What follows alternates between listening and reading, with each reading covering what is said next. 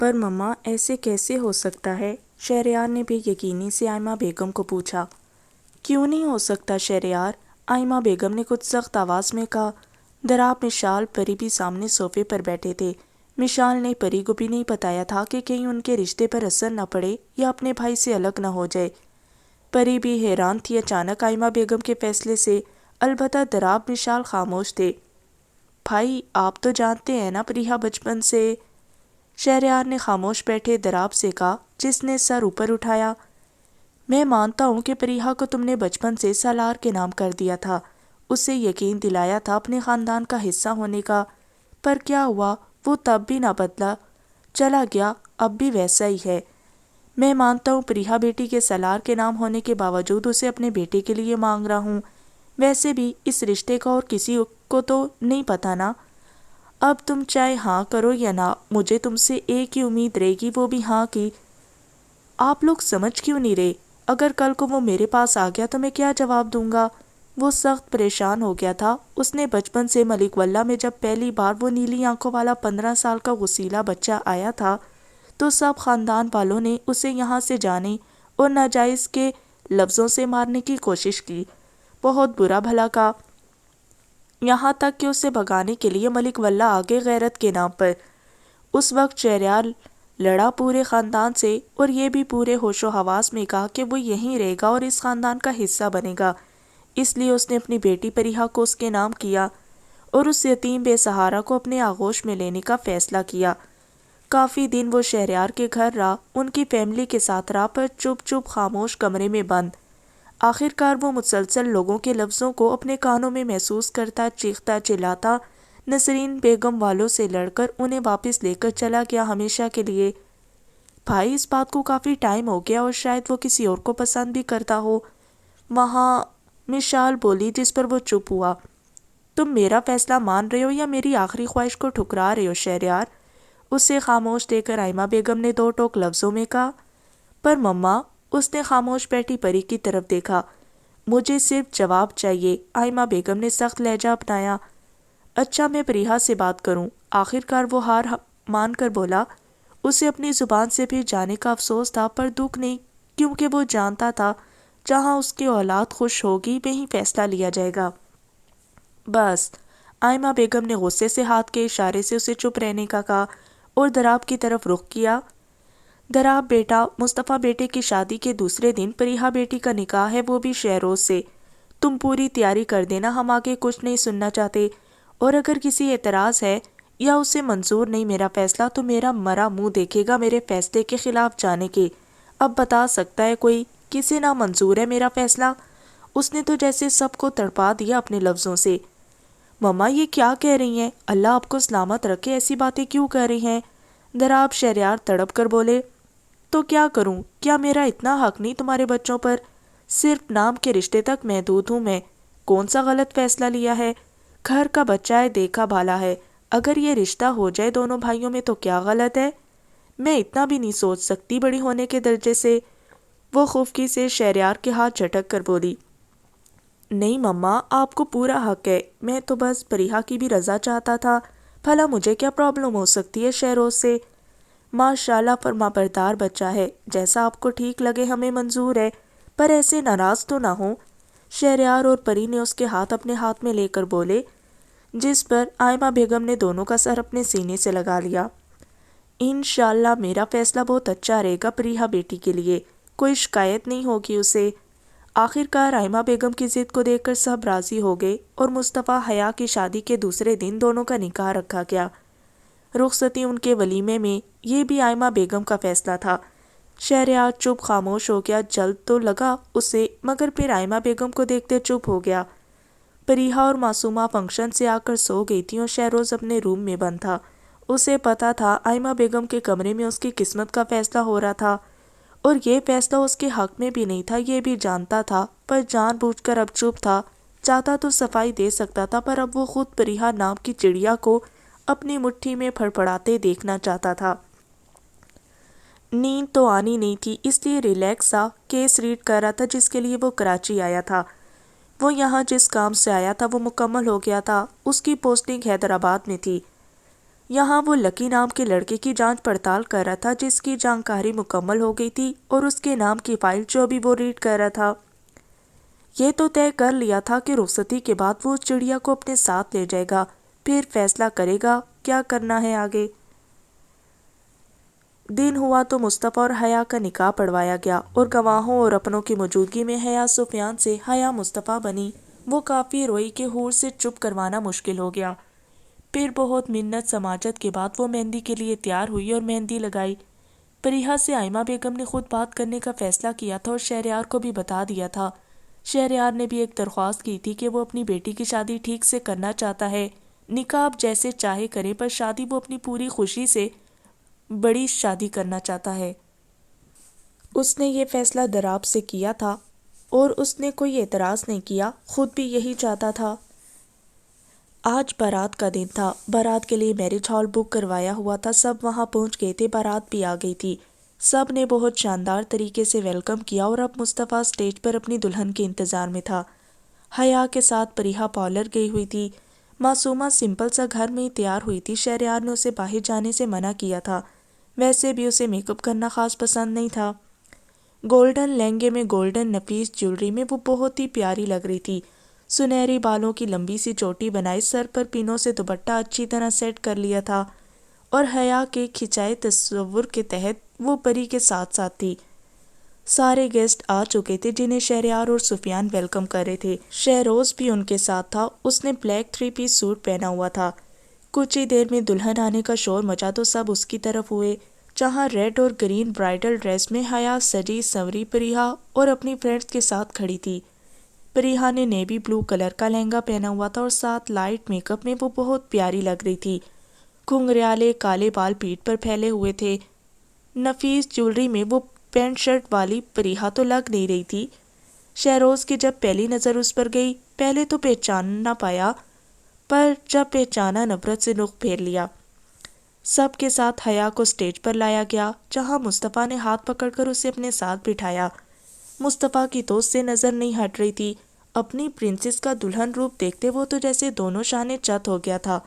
اس کی جھکی نظریں، ناک میں پہنی بالی اور ہونٹوں پر ڈیپ بلڈ کلر لپسٹک مصطفیٰ کے جذباتوں کو بھڑکا رہی تھی۔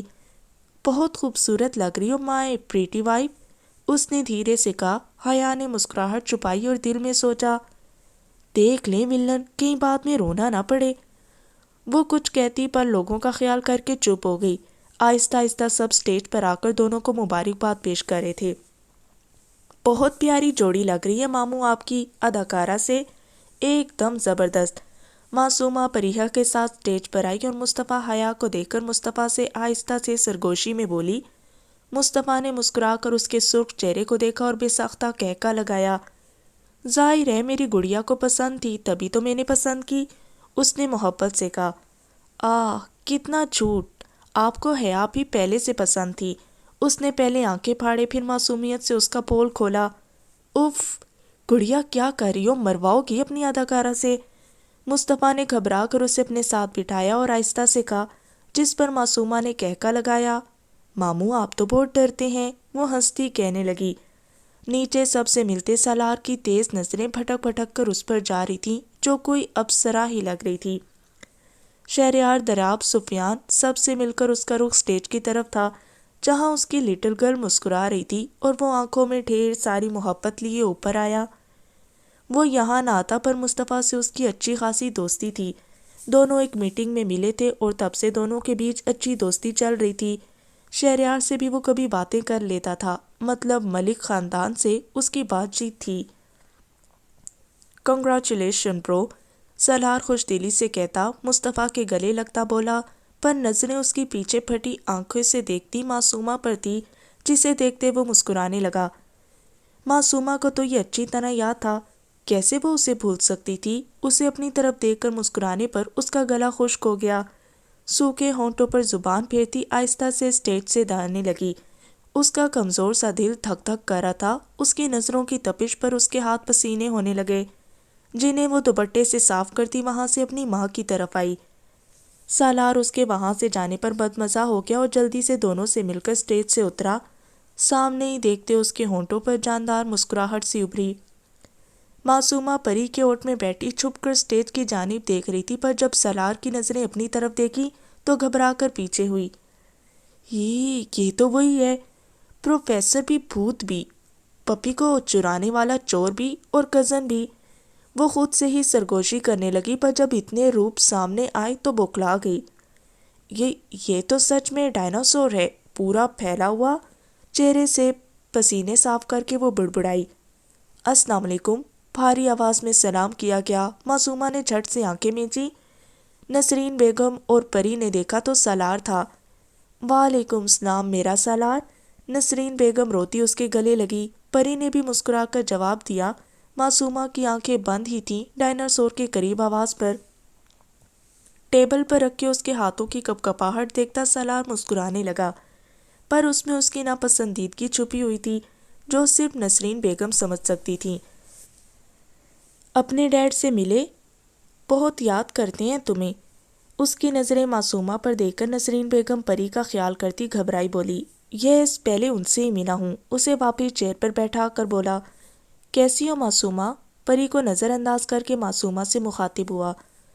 پری اسے جانے کے بعد پہلی بار دیکھ رہی تھی۔ اس کی پرسنالٹی کا اندازہ گھورتے گیسٹ سے ہو رہا تھا، ہر طرف اس کا ذکر ہو رہا تھا اور وہ لاپرواہ سا تھا، جیسے ان سب کا عادی ہو۔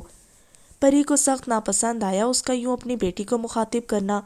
معصومہ بھی اس کے یوں مخاطب کرنے پر حیران پریشان اپنی ماں کے ہاتھ کو سختی سے پکڑ کر اپنی لرزش پر قابو پا رہی تھی۔ چلو میرا بچہ۔ اس کے یوں معصومہ کو دیکھنے پر پری ایک نظر اس پر ڈال کر معصومہ کو وہاں سے لے کر گئی۔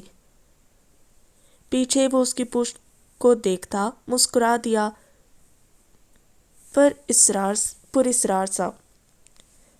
یہ سالار تو بڑا عجیب تھا۔ معصومہ کو پریہا کے ساتھ چھوڑتی پری حور سے بولی، کیوں، کیا ہوا؟ حور نے سامنے مصطفیٰ سے بات کرتے سالار کو دیکھتے پوچھا۔ بس سیدھا معصومہ سے مخاطب ہو گیا۔ اس نے منہ بنا کر بگڑے تیور سے کہا۔ اچھا، حور کو بھی حیرت ہوئی۔ پری نے غصے سے اس کی پشت کو دیکھا اور پھر رخصتی کا شور مچا۔ رخصتی کے بعد حیا کو پری اور نوشین مصطفیٰ کے روپ میں اس کی سجی سجائی سیج پر بٹھا کر گئی تھیں۔ وہ بیچاری تو چپ تھی، ان کے سامنے دل میں تو سب کو کوس رہی تھی اتنی دیر بٹھانے پر۔ ہائے مدر ماں، میری کمر پر ہاتھ رکھ کر وہ پھولوں سے سجے بیڈ سے اٹھی اور دھائیاں دینے لگی۔ اف، ایسے بھی کوئی کرتا ہے کیا ظالم سماج؟ بھاری لہنگے کو سنبھالتی دروازے کی طرف چلی اور آہستہ سے اسے لاک کرتی واپس مڑی۔ پہلے تو اس آفت ڈریس کو چینج کروں، منہ بنائے کہتی مصطفیٰ کے ارمانوں پر ڈھیر سارا پانی اڈیلنے لگی۔ وارڈروب سے ایک نائٹ ڈریس نکالا اور بیڈ پر رکھا، پھر چلتی ڈریسنگ مرر کے سامنے آئی۔ آہستہ آہستہ گنگناتی سارے زیور اتارنے لگی۔ وہ ابھی رخصت ہوئی دلہن تو نہیں، کسی کی خواہشوں کا گلا گھونٹنے والی چڑیل زیادہ لگ رہی تھی۔ اس مدر ماں نے تو قربانی کی گائے سے بھی زیادہ سجا دی تھی۔ وہ اپنی نت اتارتی چڑھ کر بولی، پھر مصطفیٰ کا سوچ کر ہنس دی، بیچارہ میرا ہیرو، ہوں ولن نہ ہو تو۔ پہلے اس پر رحم کرتی بولی، پر جب اپنا بے وقوف بنانا یاد آیا تو غصے سے منہ موڑ گئی۔ گن گن کے بدلے لوں گی ولن، دانت پیس کر کہتی باتھ روم میں بند ہو گئی۔ کچھ دیر بعد دلہن سے اداکارہ واپس اپنے روم میں آتی اور سجے روم کو دیکھنے لگی جہاں پھولوں سے سارے کمرے کو سجا دیا تھا۔ ہائے، مجھے تو شرم آ گئی، شرمائے لہجے میں کہتی اپنے حنائی ہاتھوں میں چہرہ چھپا گئی۔ یہ زندگی بھی نا عجیب عجیب موڑ لاتی ہے۔ نچلے لب کو دانتوں میں دبائے ہنسی دبانے لگی۔ یہ تھا میرا موڑ جو حیا سفیان سے حیا مصطفیٰ بن گئی۔ اب آئے گا آپ کا موڑ جہاں ہیرو سے زیرو بنیں گے۔ ہاں ہاں ہاں۔ اپنے سوچے منصوبے پر عمل کرتی وہ گلا پھاڑ کر ہنسنے لگی۔ چھوڑو مسز مصطفیٰ، بعد میں ہنسیں گے، پہلے کام تو کر لیں، نہیں تو ولن کی انٹری پر منہ کے بل گروں گی۔ وہ بوکھلائی خود سے کہتی جلد سے جلد ہاتھ چلانے لگی۔ پہلے پھولوں سے شروع ہوئی، اس کے بعد صوفے سے، پھر کشنز اور فارغ ہوتی بیڈ پر آئی، خود پر کمبل درست کرتی زور سے ہنسی۔ ہو گیا، شاباش حیا، ویل ڈن۔ لمبے لمبے سانس لیتی لیٹی، ہائے میں نے تو ناول کی ہیروئن کو بھی پیچھے چھوڑ دیا۔ ہاتھ کی مدد سے خود کے گال پر پپی دیتی داد دینے لگی اور تکیے میں منہ دے کر آنکھیں بند کر گئی کیونکہ ولن کے قدموں کی آہٹ قریب آ رہی تھی۔ قدموں کی چاپ جیسے جیسے قریب آتی گئی وہ اور تیز درود پاک پڑھنے لگی، کیونکہ جو کارنامہ سر انجام دیا تھا اس سے یہی عمل ہونا تھا۔ اتنے ناول چھپ کر پڑھ لیے تھے کہ یہ سب کرنا تو معمولی لگ رہا تھا، پر نئے نئے بنے مجازی خدا کا ڈر اور پرانے ولن کی خواہش مار کر جو سو رہی تھی اس سے یہ سب ہونا تھا۔ مصطفیٰ نے اسے اچھی طرح کہہ دیا تھا کہ جب تک میں نہ ہوں چینج نہیں کرنا۔ ہاں، کیا کر لے گا، وہ ہیرو ہے تو میں بھی اب اس کی ہیروئن۔ ذرا سی اونچی آواز میں بات کی تو دھرنے ڈال دوں گی، یہاں سیلاب آنکھوں سے لاؤں گی۔ وہ بڑبڑاتی دھک دھک کرتے دل پر ہاتھ رکھتی آنکھیں میٹ گئی۔ کچھ بھی تھا پر تھی تو وہی دلہن ہی نا۔ مصطفیٰ سرشار سا سالار کو رخصت کرتا، انتظار میں بیٹھی اپنی کیوٹ سی پرنسس پلس دلہن کا مزید امتحان لینے کا ارادہ ترک کر کے اپنے دھڑکتے دل کی سنتا روم کی طرف قدم اٹھانے لگا۔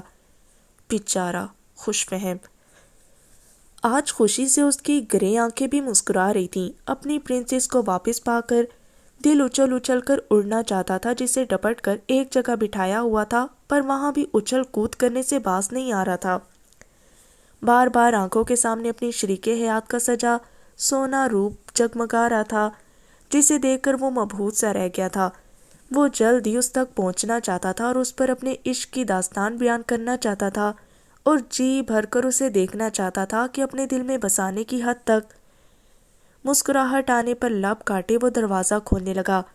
دل میں منظر تھا، وہ سرخ گھونگھٹ کیے سر جھکائے تہہ دل سے اس کے انتظار میں ہوگی، شرم حیا کے نئے رنگوں سے اپنی پیاری سے چہرے کو اور خوبصورت بنائے سرخ گلابوں کے بیچ میں بیٹھی اس کے منتظر تباہی مچا دے گی دل میں۔ پر اس کی اداکارہ کیسے اپنے ہیرو کے دل میں تباہی مچاتی؟ وہ تو سیدھا ایٹم بم دھماکے کرنے والی تھی دروازہ کھولتے ہی، جیسے اس وقت وہ دروازہ کھولے بیچوں بیچ کھڑا صدمے میں تھا۔ کیا یہ میرا روم ہے؟ خود سے سوال کیا گیا۔ کہیں میں کسی اور کے روم میں تو نہیں آ گیا؟ لب پھڑپڑائے سامنے بیڈ پر کشن سے بنے بارڈر کو دیکھ کر۔ وہ صدمے میں تھا، گہرے صدمے میں۔ یہ وہ پہلا دولہا تھا جو دروازہ کھولتے ہی اپنی دلہن کو دیکھتے صدمے میں آ گیا تھا۔ چنک چنک کرتے سارے خواب ٹوٹ کر اس کے سر پر گرتے گئے۔ دل جو اچھل کود کر رہا تھا منہ کے بل گرا اور آنکھیں پھاڑے بیڈ پر سوئی اس دلہن کو دیکھنے لگا جو کچھ دیر پہلے پھولوں سے نہائے ہوئے کمرے کو جھاڑو لگائے بیڈ پر سارے کشن سے دیوار بنائے خود کمبل میں دبکی ہوئی سوئی ہوئی تھی، شاید مزے سے۔ مصطفیٰ کا دل بیچارہ کبھی بت بنے کھڑے اسے دیکھتا، کبھی عام سے حلیے میں سوئی ہوئی پہلی رات کی دلہن کو۔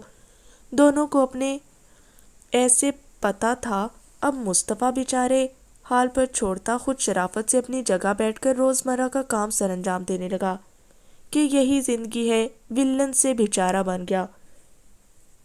وہ آہستہ سے اندر آیا، مزید کھڑا رہتا تو خود کی ہی بےزتی ہوتی، اس لیے اندر آ کر دروازہ بند کیا اور پلٹا۔ لاک کی آواز پر حیا نے گلا تر کیا اور ایسی بن کی جیسے گہری نیند میں ہو۔ ماتھے پر ننھے ننھے پسینے کے قطرے نمودار ہوئے۔ وہ چلتا ہوا اس کے سائڈ بیڈ کے قریب کھڑا ہوا جہاں وہ گہری نیند میں ہونے کی بھرپور کوشش کرتی۔ مصطفیٰ نے اس کے چہرے کو دیکھا جو ہر سنگار سے پاک تھا، نم بھیگا صاف شفاف چہرہ اس کے میک اپ اتارنے کی گواہی دے رہا تھا۔ بہت بڑا کارنامہ انجام دیا ہے پرنسس، اس کے قریب بیٹھ کر ماتھے سے پسینہ صاف کیا۔ حیا اس کی انگلیوں کے لمس پر آنکھیں سختی سے میچ گئی۔ مصطفیٰ نے مسکراہٹ روکی۔ اداکاری نہیں دکھاؤ گی جانم؟ اس کے چہرے سے کمبل سرکا کر غمگین آواز میں بولا۔ اس کے جانم کہنے پر آنکھیں پھٹی پر بند ہی تھی، کیونکہ اتنی بے وقوف ابھی نہیں بنی تھی۔ چہرے پر پھیلتی سرخی کو مصطفیٰ دیکھتا کہکا دبانے لگا، اسے پتا تھا یہ رنگ جانم لفظ پر ہی آیا تھا۔ میری سوچ سے بھی تیز نکلی، وہ اس کے کان کے قریب سرگوشی میں بولا۔ خیر جتنا آزمانا ہے آزما لو، ہم خاموش ہیں جانم، پر جب ہمارا صبر لبریز ہوا نا تو تمہیں یہ اداکاری بھی بچا نہیں سکے گی۔ تمہیں پتا ہے نا کتنا تم سے پیار کرتا ہوں، تو مزید میرا امتحان نہ لینا، محبت سے مجھے ہیرو کو اور اس خوبصورت رشتے کو قبول کر لینا جانم۔ وہ آہستہ سے بولتا اس کی لرزش کرتی پلکوں کو دیکھتا، شبنم کے قطروں سے نم پیشانی پر اپنا محبت بھرا لمس چھوڑ کر اٹھا اور وارڈروب سے ڈریس نکال کر باتھ روم میں بند ہو گیا۔ اس کے جاتے ہی وہ رکی سانسوں سے اٹھی۔ اللہ اللہ، یہ کیا تھا؟ وہ سرخ چہرے سے اٹھی اور اپنی دہکتی پیشانی پر ہاتھ رکھتی باتھ روم کے بند دروازے کو گھورنے لگی، ایسے جیسے اندر موجود وجود کو کچا چبا دے گی۔ یہ ہیرو نہیں، بے شرم ویلن ہے۔ اس کی قربت پر اپنی اتل پتل ہوتی دھڑکنوں کو سنبھالتی دانت پیسنے لگی اور تکیے کے نیچے سے چلی سپرے نکال کر اس کے پورے بیڈ پر سپرے کرنے لگی جو پہلے ہی سمندر بنا ہوا تھا۔ باتھ روم کے دروازے پر آواز کا سنتی جلدی سے پہلے والی پوزیشن میں آئی۔ وہ تولیے سے بال رگڑتا ڈریسنگ آئینے کے سامنے آیا، لبوں پر اپنی اداکارہ کی حرکت پر مسکراہٹ مچل رہی تھی۔ وہ چلتا بیڈ کی دوسری طرف آیا اور مسکرا کر بیٹھا۔ جیسے ہی لیٹا اگلے ہی لمحے وہ سی کرتا اٹھا۔ اف، یا اللہ، لڑکی یہ کیا کیا ہے؟ اسے اچھلتے مچلتے بیڈ کے نیچے دیکھا۔ حیا کہکا لگا کر اٹھی۔ ہا ہا ہا، ہی ایک دم اپنے جلتی تپتی پشت کو چھوڑ کر اسے دیکھنے لگا جو زور شور سے پیٹ پر ہاتھ رکھ کے ہنسی سے لوٹ پوٹ ہو رہی تھی۔ یہ کیا کیا ہے پاگل لڑکی، اب میں کہاں مروں گا؟ وہ غصے سے بولا اور اپنی نئی نویلی دلہن کے کارنامے کی طرف اشارہ کیا جہاں بیچ میں کشنز کی دیوار کے ساتھ اس کی سائڈ پر پانی ڈال کر پورا گیلا نم کیا ہوا تھا اور شاید مرچیں الگ جس سے پشت جل کر تپ رہی تھی۔ ہیں، میں نے کیا کیا ہے ویلن؟ وہ معصومیت سے آنکھیں پٹپٹائے بولے بند سے بولی۔ ابھی بتاتا ہوں، رکو، کیا کیا ہے تم نے؟ کڑے تیور سے کہتا جلدی سے واش روم کی طرف بھاگا۔ ہاں، جاؤ جاؤ، میں نے کیا کیا ہے؟ ہر کوئی مجھ سے ہی کہتا ہے، کوئی نہیں سمجھتا یہ بچی کتنی معصوم ہے۔ وہ ناک چڑھا کر شکایتی بولی اور کمبل اوڑھ کر اندر گھس گئی۔ آپ اگر آئے نا قریب تو نانی یاد نہ دلوائی تو میرا نام بھی حیا مصطفیٰ نہیں۔ ہاں، چلی سپرے کو مضبوطی سے تھامے، وہ بھی شکاری پر حملے کیے پوری طرح تیار تھی۔ ہٹو پیچھے۔ وہ باتھ روم میں اچھی طرح نہاتا اپنی پشت کو رگڑ رگڑ کر ملتا، اس پر سے مرچوں کی جلن ختم ہونے پر دوسرا ڈریس پہنے باہر نکلا تو نظر سیدھا صوفے پر گئی جہاں ایک چادر اور تکیہ رکھا ہوا تھا جس سے میڈم کی ساری کارستانی سمجھ میں آئی۔ مطلب اس نے صوفے پہ سلانے کے لیے اتنا جلایا تھا۔ پہلی رات کی دلہن کی طرف سے ملے محبت کے بدلے جلن کے گفٹ پر جلتا کرتا اس کی سائڈ آیا۔ کمل میں گھسی حملے کے انتظار کے بدلے اس کے ہٹو پیچھے پر آنکھیں پھٹی نہیں باہر کو آ گئیں۔ کیا مطلب؟ وہ ذرا سی آنکھیں نکال کر ہلکائی۔ جو خون خوار تیور لیے اس کے سر پر کھڑا تھا۔ مطلب پیچھے ہٹو، مجھے بھی سونا ہے۔ کیا ساری رات یوں ہی بیٹھا رہوں گا؟ اس نے لفظ چبا چبا کر ادا کیے۔ حیا سر سے پاؤں تک لرز اٹھی۔ میری بلا سے جاؤ، کھڑے رہو۔ آپ کی تو سائڈ گیلی ہے، یہ تو میری سائڈ ہے۔ جاؤ صوفے پر، مجھے کیوں تنگ کر رہے ہو؟ وہ کہتی واپس کمبل میں گھس گئی۔ اف، یہ کیا کر دیا؟ حیا، میں نے تو سوچا تھا پاس سے دور ٹھیک، پر مجھے کیا پتا تھا یہ گلے پڑ جائے گا۔ وہ رونی صورت سے خود کو ہی کوسنے لگی۔ تمہیں کیا لگتا ہے میری جان، میں اتنا بے وقوف ہوں؟ میں بنتی چٹنی کی خوشبو سمجھ نہیں پاؤں گا کہ کس ٹائپ کی ہے، کھٹی یا میٹھی؟ وہ کہتا ساتھ بیٹھنے ہی والا تھا جب وہ ایک دم اپنے ہتھیار کے ساتھ اٹھی۔ خبردار، قریب بھی آئے۔ وہ چلی سپرے سامنے کرتی دور رہنے کا اشارہ کرنے لگی۔ آپ کو کیا لگا چٹنی اتنی آسانی سے بناؤں گی کہ ولن شلن آ کے دیکھ لیں؟ ہاں۔ میں حیا مصطفیٰ، ڈونٹ کم، سمجھیں، انڈرسٹینڈنگ؟ وہ بیڈ پر گھٹنوں کے بل اس کے سامنے چلی سپرے لیے شیرنی بنی ہوئی تھی اور اسے صوفے کی طرف جانے کا اشارہ دینے لگی۔ مصطفیٰ حیران پریشان سا اپنی پرنسس کو دیکھنے لگا۔ یہ کیا ہے پرنسس، تم اپنے ہیرو کو ایسے جلاؤ گی؟ اس نے چلی سپرے کو دیکھا۔ کچھ تو رحم کرو، ذرا میرے قد کو ہی دیکھ لو۔ وہ اپنے 6 فٹ سے نکلتے قد کی طرف اشارہ دینے لگا جو کہ پیروں کی طرف تھا۔ ہاں تو کیا ہوا، سو جائیں، ناول میں بھی تو ہیرو سوتے ہیں، وہ بھی اتنے ہی قد کے ہوتے ہیں۔ وہ منہ بنا کے کہتی اس کے پیروں کی طرف دیکھنے لگی اور مصطفیٰ یہی چاہتا تھا اس کی نظریں بھٹکیں۔ اس نے جیسے ہی نیچے بیٹھ کے اس کے پاؤں کو دیکھا، مصطفیٰ نے سیکنڈ کی بھی تاخیر کیے بغیر اس کے ہاتھ سے چلی سپرے چھینا۔ حیا اس اچانک حملے سے چیخ جاتی اگر مصطفیٰ سپرے پھینک کر اس کے منہ پر اپنا مضبوط ہاتھ نہ جماتا۔ وہ حیران پریشان پھٹی آنکھوں سے اسے دیکھنے لگی۔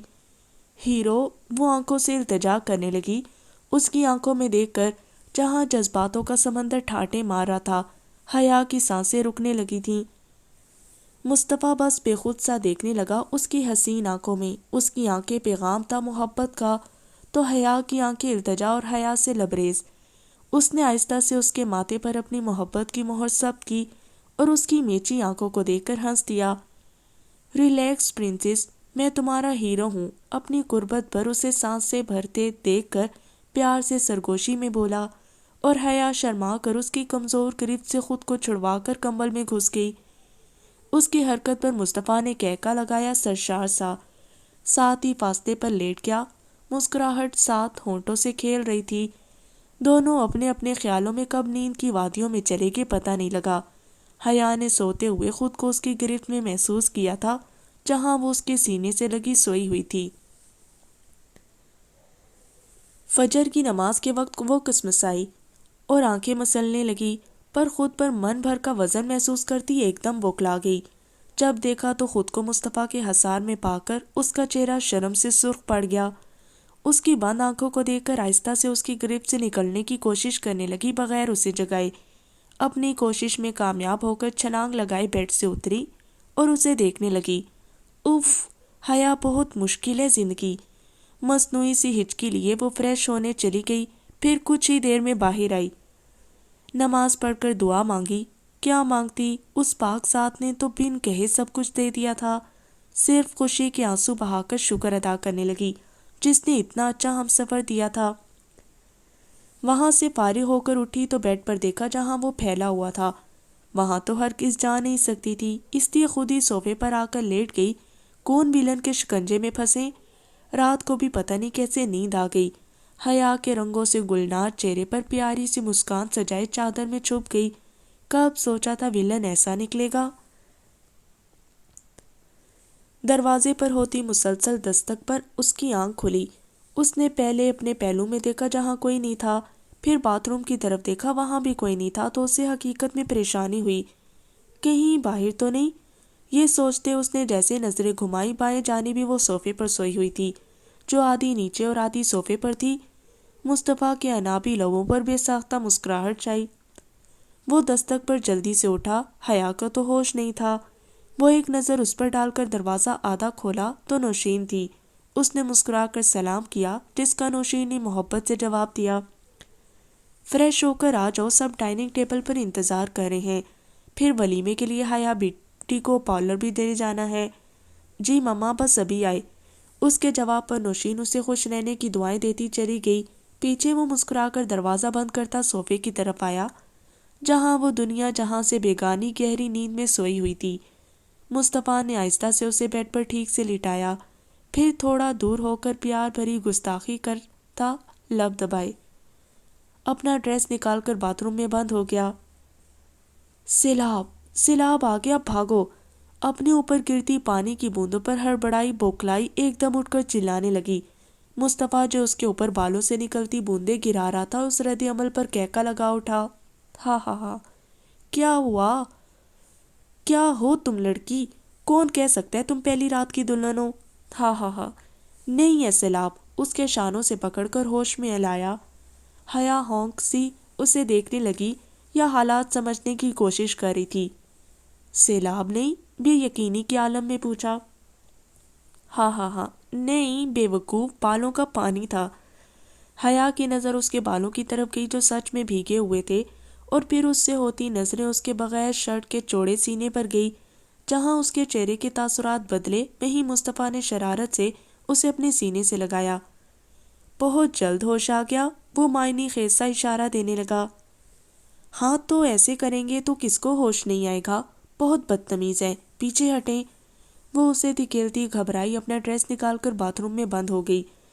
مطلب صرف اپنے جھیم مٹانا تھا جو اس کے قریب آنے پر گھبراہٹ چھائی ہوئی تھی۔ مسلسل اپنی حرکتوں سے مصطفیٰ کو کہکا لگانے پر مجبور کر رہی تھی۔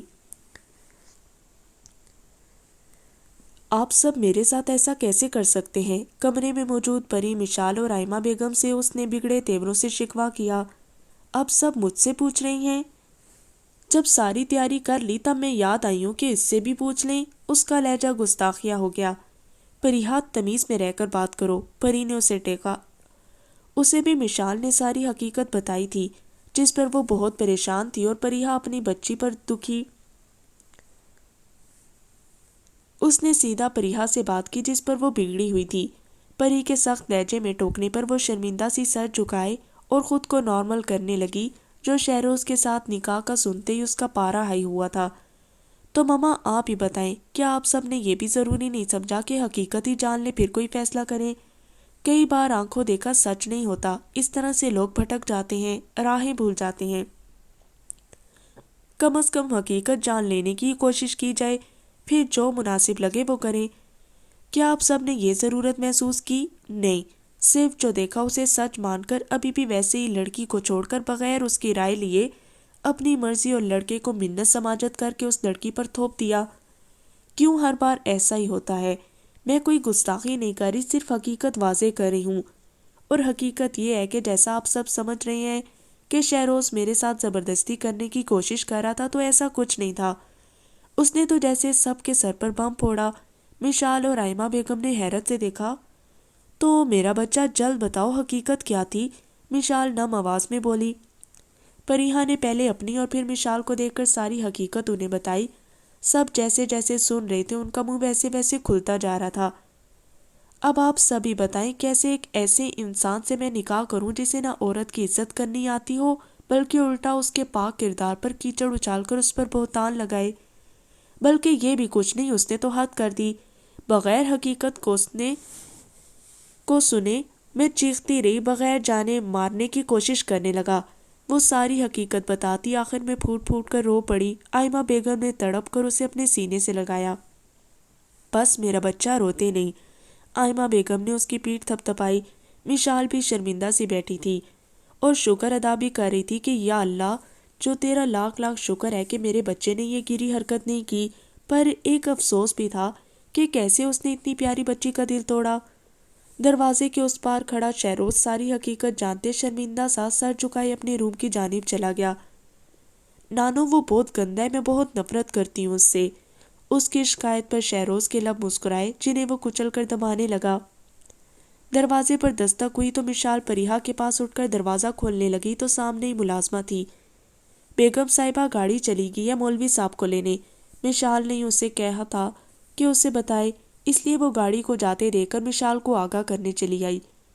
اچھا ٹھیک ہے، تم جاؤ۔ وہ اسے بھیج کر دروازہ بند کرتی مڑی تو آنکھوں میں آنسو تھے۔ کیا ہوا آپی؟ پری نے اس کی نم آنکھیں دیکھ کر پوچھا۔ مشال نے پری کے پوچھنے پر اس کی طرف دیکھا اور بولی تو لفظوں میں التجا اور خوف تھا۔ بھابھی آپ تو جانتی ہیں، ابھی نکاح سے منع کیا گیا، جو کہ مولوی کو بھی لینے گاڑی بھیج دی گئی ہے، تو ضرور وجہ پوچھی جائے گی۔ پریہا سے انکار کا، اور بھائی تو جلد سمجھ جائیں گے کہ پہلے جلد نکاح کروانے اور پھر پریہا کے انکار کو دیکھ کر، پھر تو آپ جانتی ہیں نا ان کی تیز طبیعت کو۔ اور اگر مثال کے طور پر نکاح نہ ہوا اور یہ بات کہیں سے انہیں پتہ لگی تو اماں آپ بھی جانتی ہیں کہ وہ حقیقت جاننے کے بعد شہروز کا تو پتہ نہیں کیا کریں، پر ہم سب سے منہ موڑ جائیں گے۔ وہ روتی بولی، کیونکہ انہوں نے پہلے ہی سب پر واضح کر دیا تھا کہ جہاں اس کی بیٹیوں کی عزت ہوگی اس کے پاس اس کی عزت ہوگی، اور اگر جہاں اس کی بیٹیوں کے بابت کسی نے تھوڑی سی بھی غلط بیانی یا ان کے خلاف کچھ الٹا سیدھا سوچا، پہلے تو وہ اس انسان سے کوئی رشتہ نہیں، اگر رشتہ نہیں تو رحم نہیں۔ کوئی بھی رشتہ جو دلوں کا ہو وہ ہر بندھن کو جوڑتا ہے اور ان کے بیچ محبت اور رحم دلی رکھتا ہے، اور اگر یہ رشتہ ہی ختم ہو گیا تو سارا خاندان ٹوٹ جائے گا۔ اور وہ اس شخص کا کیا حال کرتا جو ایک غلط فہمی کی بنیاد پر اس کی بیٹی پر ہاتھ اٹھائے، تو ہم سب جانتے ہیں کیا ہوگا۔ وہ روکی آنسو لڑیوں کی صورت میں بہہ رہے تھے۔ آئمہ بیگم اور پری کی بھی آنکھیں نم ہوئیں اس کی بے بسی پر۔ پریہا حیران پریشان شوق کی حالت میں مشال اپنی بڑی ماں کو دیکھ رہی تھی کہ اسے اس کی حالت نظر نہیں آ رہی بلکہ اپنے خاندان کی پڑی ہے۔ کہیں وہ اسے، مطلب جیسا شہروز کہہ رہا تھا تمہاری سانسوں کی ڈوریاں اپنی مٹھی میں کرے گا، وہ سوچتی گئی اور آنکھوں میں چنگاریاں بھڑکنے لگیں۔ میں آپ دونوں کے آگے ہاتھ جوڑتی ہوں۔ اس نے اپنے ہاتھ جوڑے۔ ہم بہن بھائی کے رشتے میں دراڑیں پڑنے سے بچا لیں۔ اماں آپ تو جانتی ہیں ہمیں کتنا عزیز ہے شہری بھائی بچپن سے۔ میں اس سے دور نہیں رہ سکتی اپنے بھائی سے. پلیز بیٹا یہ نکاح کر لو. آپ کی بڑی ماما آپ کے سامنے ہاتھ جوڑتی ہیں. وہ بھیگے لہجے میں پریہا کو منت سماجت کرنے لگی. ماما یہ کیا کر رہی ہیں؟ پریہا نے تڑپ کر اس کے ہاتھ کو لے تو بیٹا میری بات مان لو. اسے اپنے ساتھ لگا کر ماتھے پر بوسہ دیتے بولی. پریہا نے سرخ آنکھیں میچی درد سے. کیسے وہ اس جنگلی کے ساتھ رشتہ رکھتی جسے عزت لفظ کے معنی معلوم نہیں. اب وہ چاہ کر بھی ایسا نہیں کر سکتی تھی جیسا مشال چاہتی تھی. اس کے چہرے پر ابھرتے تاثرات دیکھ کر مشال مزید غمزدہ ہو گئی. پری بے بسی کا بت بنی اپنے اولاد کو تڑپتے دیکھ رہی تھی. اگر اولاد کا ساتھ دیتی تو کافی رشتے بکھر جاتے. اگر مشال کا ساتھ دیتی تو اولاد جگر کا ٹکڑا بکھر جاتا. وہ کرتی تو کیا؟ کس کے ساتھ اپنے لفظ جوڑتی. ایک طرف اولاد تو دوسری طرف شوہر اس کے رشتے. آئمہ بیگم بھی گہری سوچ میں تھی، جیسے کسی بات کے لیے لفظ چن رہی تھی یا حکم کے لیے لمحہ. وہ ایک عمر گزار چکی تھی، بوڑھاپے کی دہلیز پار کر کے آئی تھی. شہروز کے جذباتی پن اور پریہا کے بھی بکھرنے کا ہر منظر جانتی تھی. کیسے نہ پڑھ پاتی، دونوں کو اس کے ہاتھوں میں پل کر بڑے ہوئے تھے. اٹھو دونوں، نکاح کے لیے تیار کرو پریہا کو. اس نے جیسے پریہا کے سماعتوں پر بم پھوڑا. وہ جھٹکے سے مشال سے الگ ہو کر پاس بیٹھی اپنی دادی کو دیکھنے لگی. اسے لگا اس نے غلط سنا ہے. مشال اور پری نے بھی آئمہ بیگم کو دیکھا. نانو، اس نے تڑپ کر پکارا. پری اگر میرا فیصلہ درست لگے تو اٹھو اور لڑکی کو تیار کرواؤ، اگر نہیں تو سمجھ لیں آئندہ میں کسی کے معاملے میں نہیں بولوں گی. مجھے میری اوقات معلوم ہو جائے گی کہ اب میں بوڑھی ہو گئی ہوں کہ اپنے بچوں کی اولاد پر بھی کوئی حق نہیں ہے میرا. آئمہ بیگم نے پریہا کی پکار کو نظر انداز کر کے پری سے کہا جو روتی پریہا کو دیکھ رہی تھی. اس نے ایک گہرا سانس خارج کی اور مبہم سا بولی، اماں آپ نے بہتر فیصلہ لیا ہے میری بچی کے لیے. مجھے یقین ہے وہ شہروز کے ساتھ خوش رہے گی. پری پریہا کو دیکھتی کہنے لگی. پر پری کو تو وہ لفظ نہیں ہتھوڑے لگے اپنی سماعتوں پر. وہ جیسے کرچیوں میں تقسیم ہو گئی. مشال نے اپنے آنسو پونچھے اور اپنی ماں کے ہاتھوں پر بوسہ دیا. پری صوفے سے اٹھ کر اس کے پاس آئی. پریہا نے ضبط سے آنکھیں میچی. مشال اس کا سرخ نکاح کا جوڑا لینے چلی گئی اپنے کمرے کی طرف. کبھی کبھی انسان جتنا بھی پڑھ لکھ جائے، کتنا بھی خود کو عقلمند اور دانا کیوں نہ سمجھے، چاہے کتنا مضبوط اور دشوار راہوں کو پیروں تلے روند کر کیوں نہ آگے بڑھ جائے، پر جب بات ماں باپ کی ہو، اپنی زندگی کا اہم فیصلہ ان کی طرف سے ہو، تو اس کا دماغ کسی طور یہ ماننے کو تیار نہیں ہوتا. وہ ایسا ہرگز نہیں چاہے گا کہ تم اتنے دانا، تمہارے آگے کوئی چیز مشکل نہیں، تو اپنی زندگی کا اتنا بڑا فیصلہ دوسروں کے ہاتھ کیسے دے سکتے ہو؟ یہ تمہارے لیے بربادی ہے. یہ تمہیں بھٹکا رہے ہیں اپنی منزل سے، پر حقیقت وہ نہیں جانتا کہ اصلی منزل ہی ماں باپ ہیں. ان کی ذرا سی خوشی کے لیے جتن کرنا، ان کے چہرے پر مسکراہٹ لانا ہی اصلی جیت ہے. پر دل جس کے ساتھ آپ کا ان سے رشتہ ہوتا ہے، ان کی زنجیروں سے قید ہوتے ہیں، وہ آپ کو گھٹنے ٹیکنے پر مجبور کر دیتا ہے، اس طرح کہ آپ چاہ کر بھی کھڑے نہ ہو پائیں. اور وہی لمحہ ہوتا ہے کہ آپ جھکتے ہیں تو بلند ہوتے ہیں. جیت قدم چومتی ہے. وہی جھکنا آگے چل کر زندگی کے کسی موڑ پر آپ کو احساس دلاتا ہے، زندگی کی چمک، احساس، جذبات اور اپنوں کی.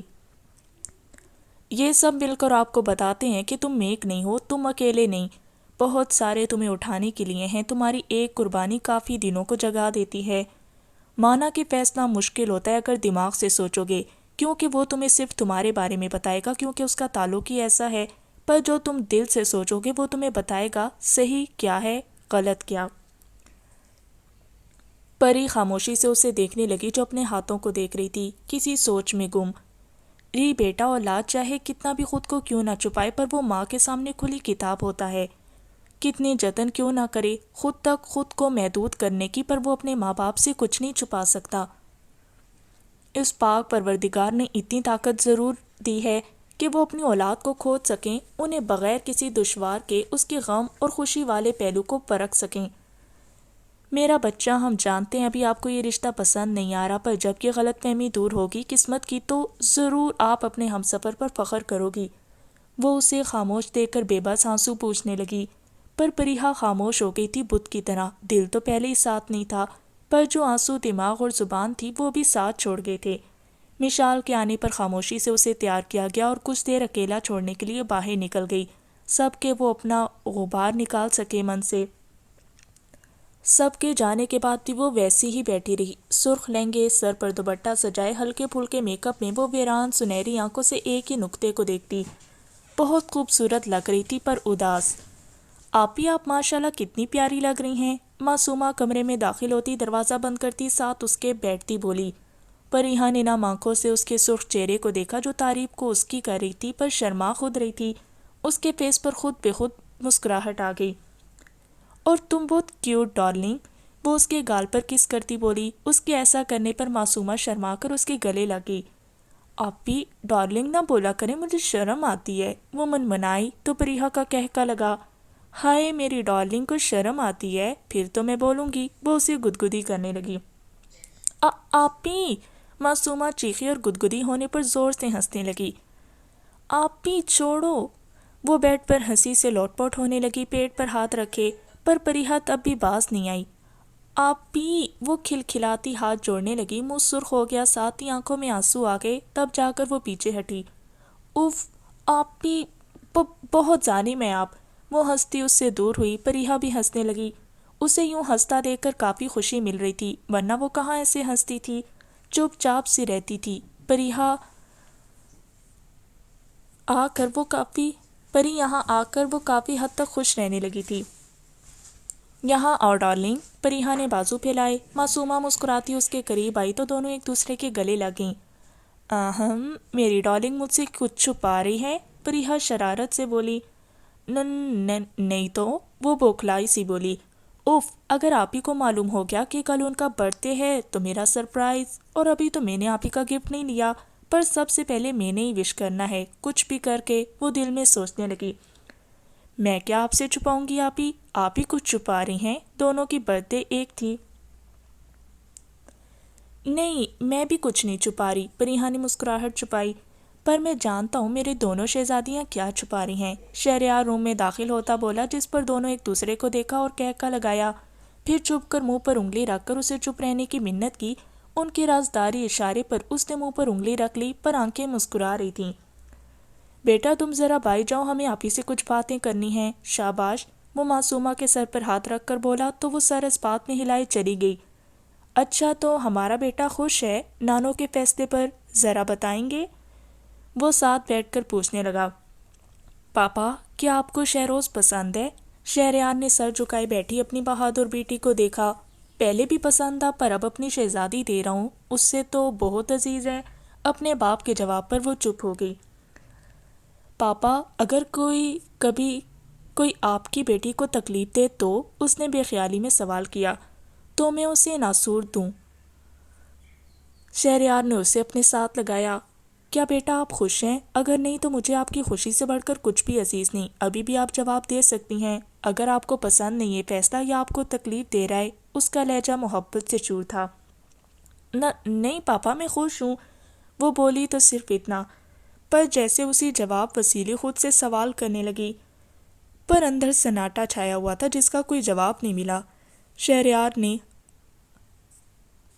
ادا کا ماتھا چوما، وہ آنکھیں مچ گئی ضبط سے، کچھ ہی دیر میں وہ پتھرائی آنکھوں اور درد سے کانپتے ہاتھوں سے سائن کرتی 3 جملوں پر اپنے تمام جملہ حقوق شہروز ملک کے نام کر گئی، اور خود پریحا شہریار سے پریحا شہروز بنی، بے بسی کا بت بن گئی کہ چاہ کر اف بھی نہیں کہہ سکتی تھی۔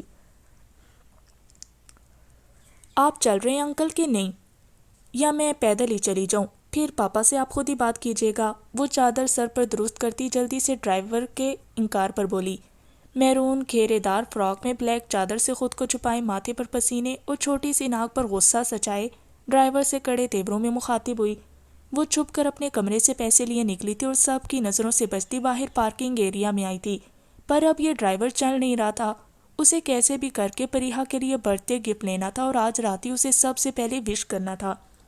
یہی سوچ کر وہ ڈرائیور کے پاس آئی، بغیر اپنے باپ کو بتائے، اگر اسے بتاتی تو یقیناً جانے نہیں دیتے اور سب کو معلوم ہو جاتا، خاص کر کے حیا کو جو اس سے پہلے خود وش کر دیتی پچھلی بار کی طرح، پر اب اس نے سوچ لیا تھا ایسا وہ نہیں ہونے دے گی، اس لیے اس نے ڈرائیور سے مدد لی کہ وہ اسے کسی اچھے مال میں لے چلے جہاں سے وہ اپنی آپ ہی کا اچھا سا گفٹ لے کر واپس آئے گی اور کسی کو کانوں کان خبر بھی نہیں پڑے گی۔ پر بیٹا آپ اکیلی کیوں جا رہی ہیں؟ کسی کو ساتھ لے چلیں، وہ ڈرائیور اس کی ضد پر پریشان ہوا۔ اچھا ٹھیک ہے، آپ کسی کو بھی ساتھ لے جائیں، میں خود اکیلی جا رہی ہوں، وہ چڑھ کر بولتی جانے لگی۔ ڈرائیور ہڑبڑا گیا۔ بیٹا آپ سنو تو۔ اچھا ٹھیک ہے چلو۔ وہ جلدی سے اس کے سامنے آیا اور ہار مان کر اسے ساتھ لے جانے کی حامی بھری۔ معصومہ خوشی سے لب دبائے احسان کرنے والے انداز میں ناک چڑھائے چلتی دروازہ کھول کر پچھلی سیٹ پر بیٹھی اور ملک واللہ کے داخلی دروازے کو دیکھا جہاں کوئی نہیں تھا، سب اندر پریحا کے روم میں تھے۔ ابھی اسے اپنی بہن اور شہروز بھائی کو نکاح کی مبارکباد بھی دینی تھی۔ وہ بہت خوش تھی پر اکیلی جانے پر ڈر بھی رہی تھی۔ سوچوں میں گم ملک واللہ سے نکلی، اکیلی بغیر کسی کو بتائے۔ شام کے سائے پھیل رہے تھے، ابھی اسے واپس آ کر حیا اور مصطفیٰ کے ولیمے کے لیے بھی تیار ہونا تھا۔ انکل ذرا تیز ڈرائیو کریں تاکہ جلدی واپس آئیں۔ اچانک ہوتی گھبراہٹ پر ہاتھ مسلتی منمنائی، مجھے ایسے نہیں کرنا چاہیے تھا۔ دل میں سوچنے لگی، پر جو ہونا ہے اسے کون روک سکتا ہے؟ جی بیٹا، ڈرائیور کی پریشان آواز آئی۔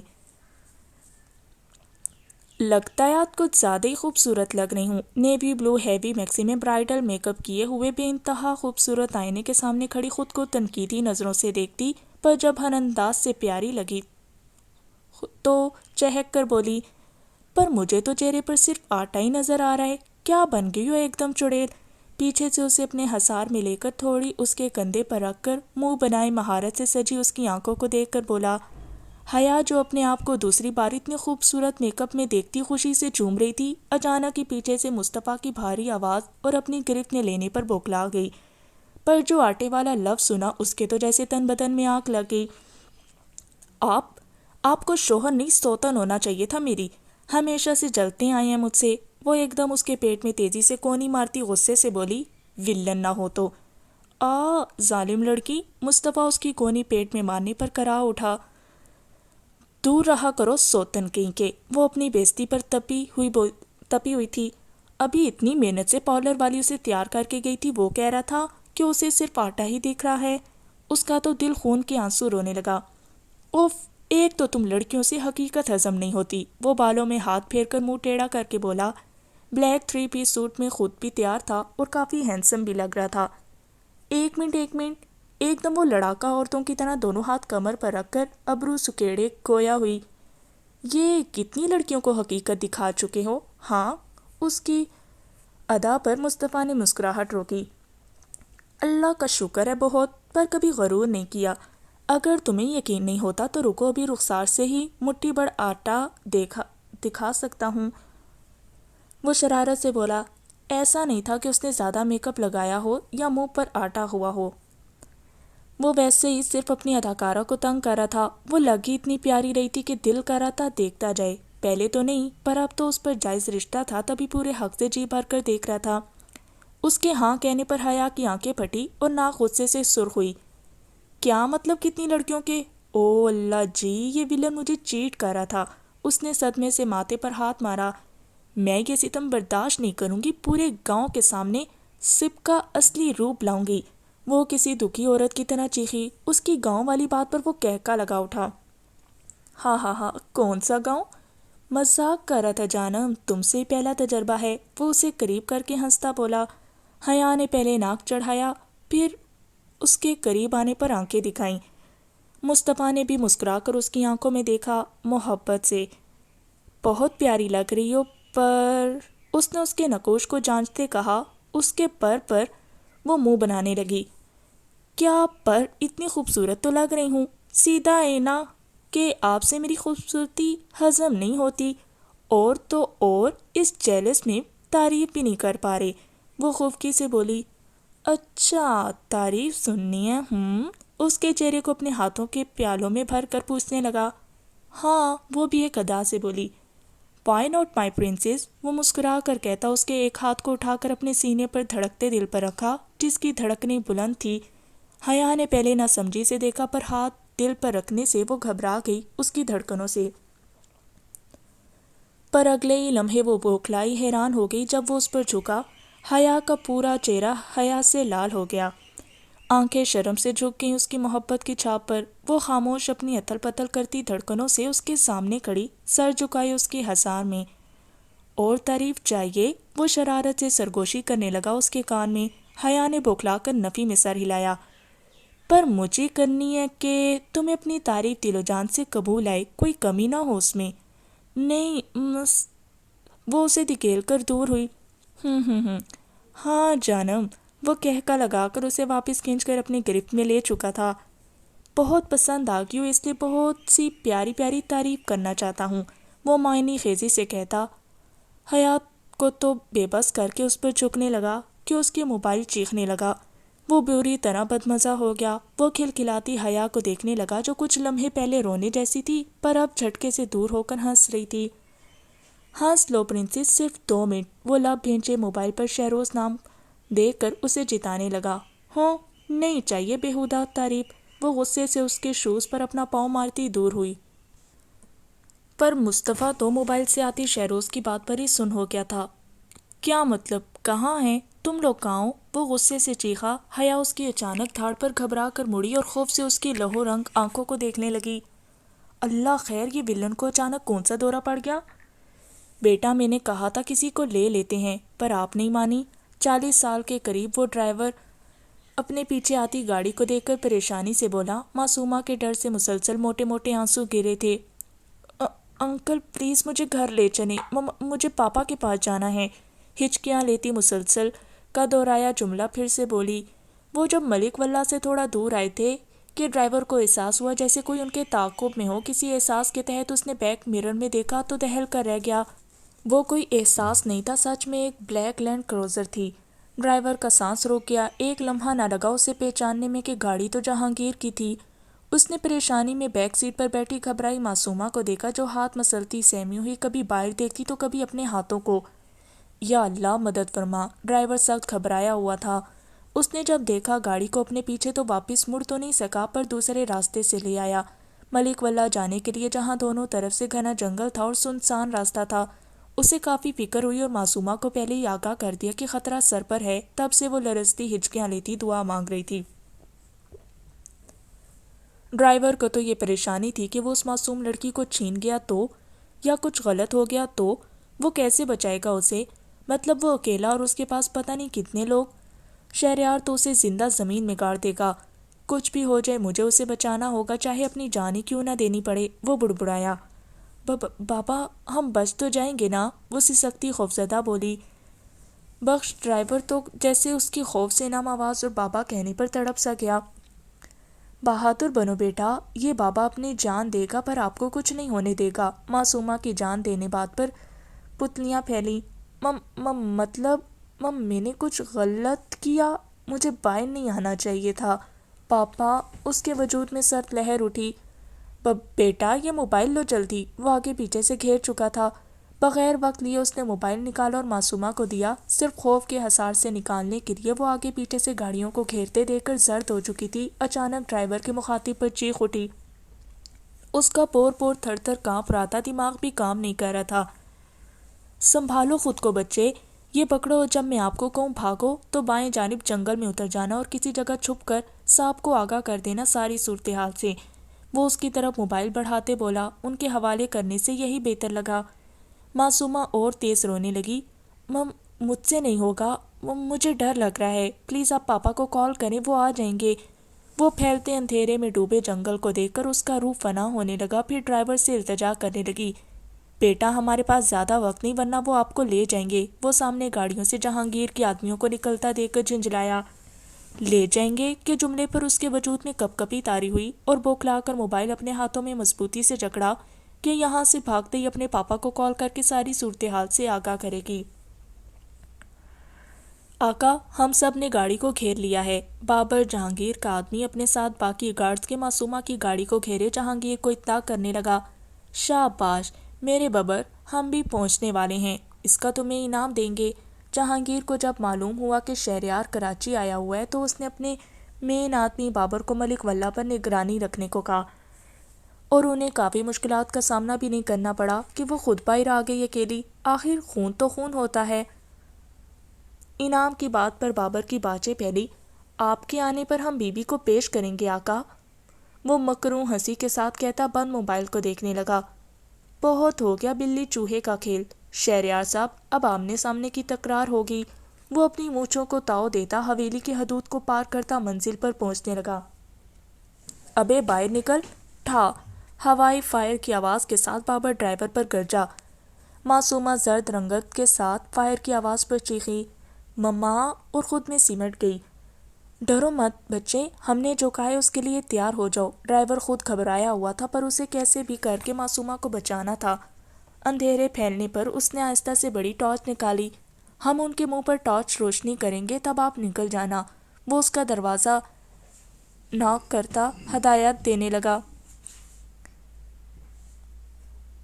بابا، میں اکیلی کیسے؟ وہ آنکھیں بھیجے سسکی۔ اسے کیا پتا تھا اتنی سی غلطی کا یہ انجام ملے گا۔ بیٹا، ہم آپ کے پیچھے آئیں گے، آپ بغیر آواز کیے چلی جانا اور جلدی سے صاحب کو آگاہ کرنا جب تک ہم انہیں سنبھالتے ہیں۔ بخش ڈرائیور کو گھنے اندھیرے میں ڈوبے جنگل میں اکیلی اسے بھیجنے سے ڈر بھی لگ رہا تھا پر مجبور تھا۔ اس نے احتیاط سے پہلے ہی شہریار کے نمبر پر جگہ کا ایڈریس سینڈ کر دیا تھا۔